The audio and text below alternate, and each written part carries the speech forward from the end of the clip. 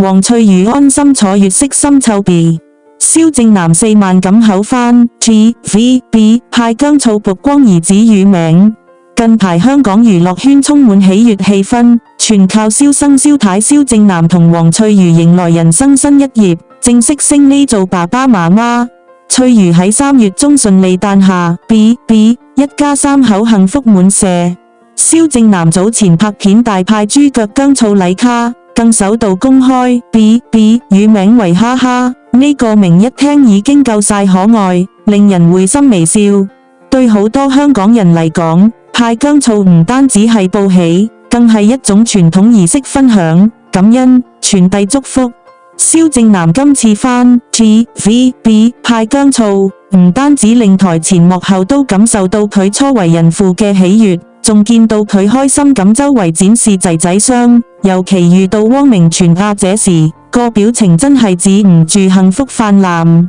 呢種明星都係普通人嘅畫面，其實比任何劇情更動人。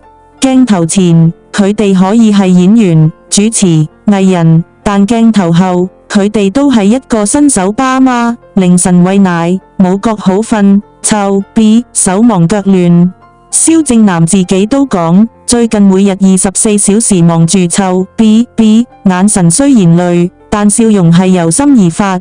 乳名哈哈絕對係一大亮點，簡單、親切、有趣，亦寓意住一家人笑哈哈咁過生活，係祝福，係願景，亦係一種生活態度。翠如留言話：笑哈哈給大家的少少甜，少少酸，希望大家笑哈哈，聽完令人即時感受到幸福。其實唔一定要好大場面，而係來自生活中一啲細細粒嘅甜酸點滴。呢個畫面亦令我哋諗返喺追名逐利、競爭激烈嘅娛樂圈入面，仲有咁純粹溫暖嘅時刻，真係好難得。而觀眾或者粉絲都開始欣賞藝人嗰一面，而唔單止係表面光環。